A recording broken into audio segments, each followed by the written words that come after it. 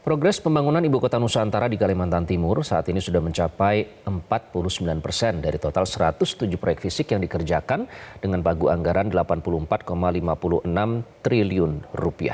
Nah, bulan September ini pemirsa rencananya ratusan ASN akan mulai pindah ke IKN. Lalu apa tanggapan warga soal proyek IKN yang menelan anggaran yang fantastis ini? Selengkapnya dalam Warga Bicara. Ya pemirsa, di tahun terakhir pemerintahan Presiden Joko Widodo, peringatan HUT ke-79 Republik Indonesia digelar di dua tempat sekaligus, yakni di Istana Merdeka Jakarta dan juga di IKN Nusantara di Kalimantan Timur. Ini sekaligus menjadi transisi ibu kota dari Jakarta ke Nusantara. Pembangunan IKN sejak awal direncanakan salah satunya adalah untuk mewujudkan visi Indonesia Maju di tahun 2045. Ini sekaligus akan merubah mindset atau orientasi pembangunan di Indonesia dari sebelumnya yang disebut Jawa sentris menuju Indonesia sentris. Lalu bagaimana kesiapan jalannya roda pemerintahan di ibu kota Nusantara nantinya? Kita akan lihat terlebih dahulu dari sektor SDM atau sumber daya manusianya. Berdasarkan informasi yang disampaikan oleh PLT, Wakil Kepala Otorita IKN Raja Juli Antoni, ini diperkirakan pada akhir September nanti akan ada pemindahan ASN dari sejumlah kementerian lembaga.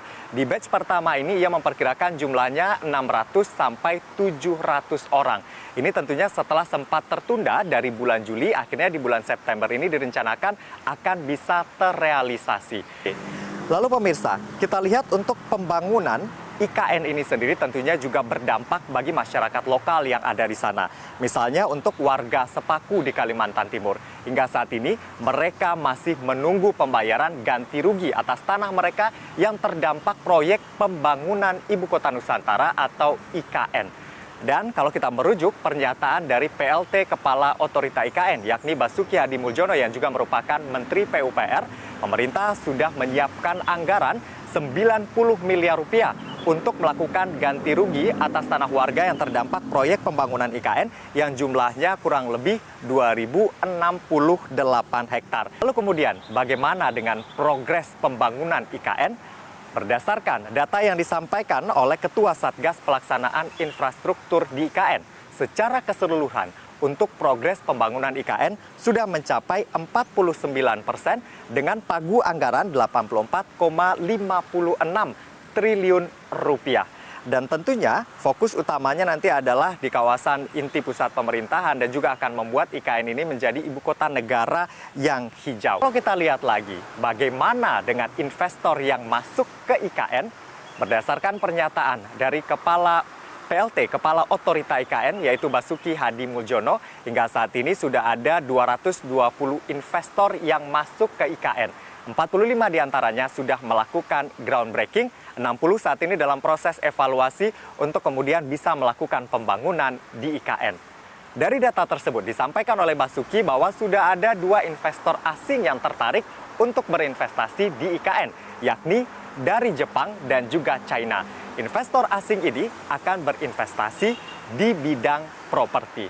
Lalu pemirsa, selain dari investasi ini, KSP Muldoko juga mengatakan bahwa di tahun 2025 nanti masih ada anggaran APBN yang akan digelontorkan untuk pembangunan di IKN. Ya pemirsa, saat ini saya ada di Jalan Tamrin. Saya akan mengajak Anda untuk meminta tanggapan sejumlah masyarakat yang ada di sini terkait dengan progres pembangunan IKN dan berbagai masalah yang ada di belakangnya. Apakah masyarakat optimis dengan pembangunan IKN ini? Nah, saya akan ajakkan. Oke, di sini sudah ada salah seorang warga. Halo Mas, boleh minta waktunya Mas, dengan Mas siapa Mas? Saya Vindra. Oke, Mas, ini kan kita akan berbicara soal IKN ya Mas, dengan segala progres yang ada di sekarang di sana. Mas melihat optimis nggak nih Mas, IKN akan jadi sesuai dengan apa yang sudah disusun oleh pemerintah sebelumnya? Kalau saya lihat sih dari perkembangan sekarang kan juga udah mulai rapi nih, udah mulai terbangun semua kan. Kalau optimis sih, soalnya kan juga pemerintah kan pasti punya wewenang buat, bukan wewenang sih, kayak kebijakan yang pasti yang baik buat masyarakat dan sebenarnya kan. Kalau kelihatan perkembangan sekarang sih, kalau menurut saya ikutin aja dulu perkembangannya dulu, optimis dengan pembangunan yang ada, siapa tahu emang endingnya ada tujuan yang baik dan hasil yang baik sih dari semua. Ya, oke. Ini salah satu warga lagi. Halo Pak, boleh minta waktunya sebentar Pak? Dengan Bapak siapa Pak? Bapak Andri Agus Sudaryono. Oke, Pak Andri, ini kita berbicara soal IKN nih Pak yang sudah dikebut oleh pemerintah pembangunannya agar bisa selesai sesuai dengan yang ditargetkan. Kalau Bapak sendiri melihat progres pembangunan IKN dan segala masalah yang ada di belakangnya ini seperti apa sih Pak? Menurut saya sih IKN yang sekarang ini yang lagi dibangun udah hampir rampung ya. Untuk yang khusus untuk upacara besok di tanggal 17 itu.